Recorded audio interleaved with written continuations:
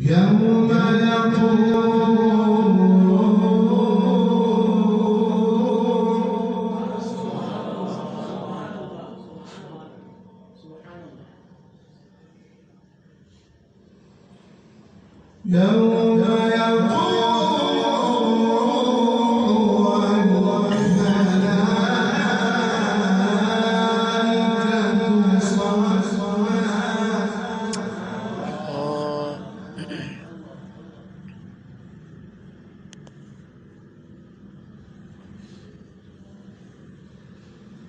صفا لا يتكلمون إلا من أذن له الرحمن